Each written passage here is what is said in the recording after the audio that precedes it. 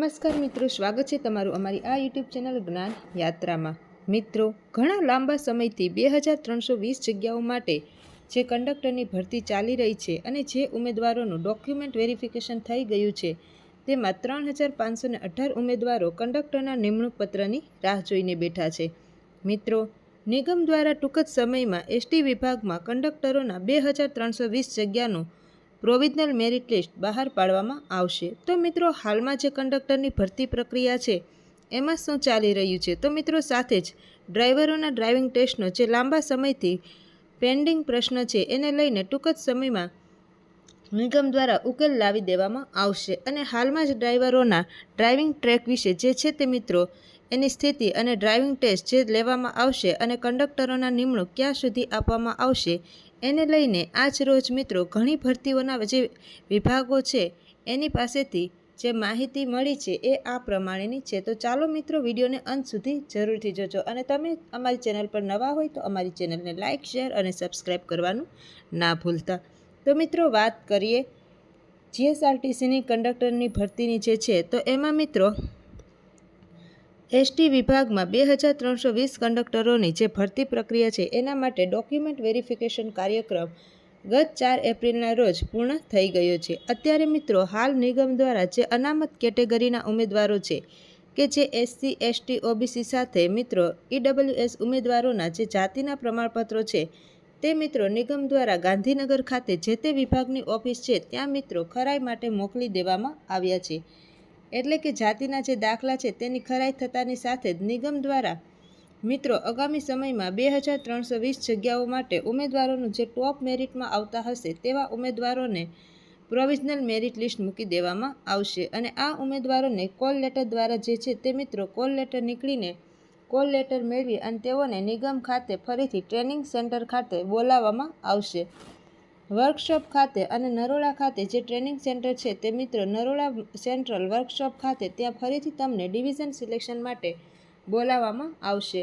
હવે મિત્રો વાત કરીએ તો ડિવિઝન સિલેક્શન માટે તો કે જે મિત્રો એસટી વિભાગ નિગમના 16 જેટલા ડિવિઝન છે તેમાં કેટલી જગ્યાઓ ખાલી છે તો એના પર એક મોટી જે જગ્યાઓ ખાલી છે એ વિસ્તાર છે સૌરાષ્ટ્ર અને કચ્છમાં, કેમ કે એમાં જ સૌથી વધારે મિત્રો જગ્યા ખાલી હશે।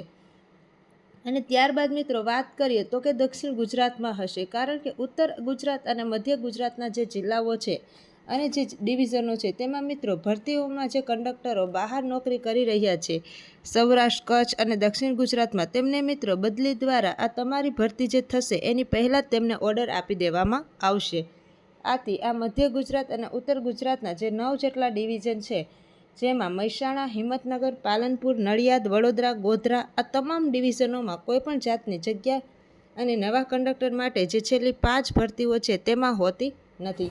તો મિત્રો આ વખતે પણ એવું જ બનશે, કારણ કે જે ઘણા ખરા સૌરાષ્ટ્ર, કચ્છ, દક્ષિણ ગુજરાતમાં, મધ્ય ગુજરાત અને ઉત્તર ગુજરાતના જે ઉમેદવારો કંડક્ટર તરીકે નોકરી કરી રહ્યા છે તેઓ મિત્રો પોતાના વતનનો લાભ મેળવશે અને ત્યારબાદ મિત્રો જે નવા કંડક્ટર છે કે જે 2320 જગ્યાઓમાં સિલેક્ટ થશે તેમણે સૌરાષ્ટ્ર, કચ્છ અને દક્ષિણ ગુજરાતના જે 9 જેટલા ડિવિઝન છે એમાં જવું પડશે। તો મિત્રો 7 જેટલા ડિવિઝનમાં જગ્યા ના હોવાથી 9 જેટલા ડિવિઝન એટલે કે સૌરાષ્ટ્ર, કચ્છ અને દક્ષિણ ગુજરાતમાં છે એમાં જવું પડશે। તો જ્યાં મિત્ર વાત કરીએ તો કે સેન્ટ્રલ વર્કશોપ યાર્ડ ખાલી નરોડા ખાતે એટલે કે જે 2320 જગ્યાનું પ્રોવિઝનલ લિસ્ટ આવશે ત્યારબાદ તેમને ડિવિઝન સિલેક્શન માટે કોલ લેટરથી અલગ અલગ રોજના 300 થી 400 ઉમેદવારોને બોલાવવામાં આવશે અને ડિવિઝન સિલેક્શન માટે જે કાર્યક્રમ છે તે પણ મિત્રો ઓછામાં ઓછો 6 થી 7 દિવસ જેટલો ચાલશે। હવે જ્યારે મિત્રો વાત કરીએ ડિવિઝન સિલેક્શન માટે સેન્ટ્રલ વર્કશોપ નરોડા ખાતેની તો મિત્રો જે ડિવિઝનમાં જેટલી જગ્યાઓ ખાલી હશે તે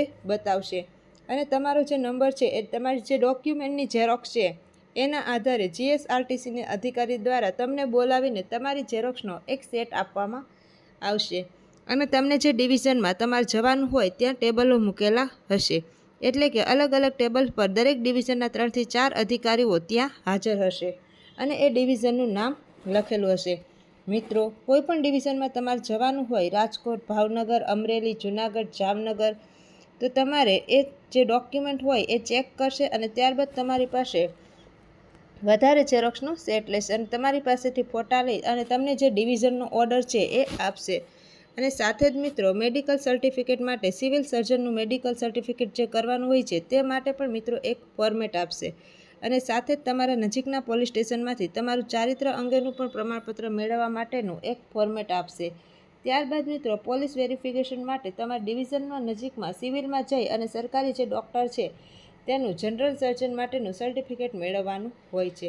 જનરલી મેડિકલ જે ટેસ્ટ છે તેમાં મિત્રો 1 થી 2 દિવસનો સમયગાળો લાગતો હોય છે, કારણ કે મેડિકલ ફિટનેસ માટે મિત્રો તમામ પ્રકારનું જે મેડિકલ ટેસ્ટ થાય છે. ત્યારબાદ તમારું એક્સરે, ઇસીજી, બ્લડ યુરિનના ટેસ્ટ, આંખોની ટેસ્ટ વગેરે જેવા ટેસ્ટ છે એ થતા હોય છે અને જનરલી 1 થી 2 દિવસનો સમયગાળો લાગે છે.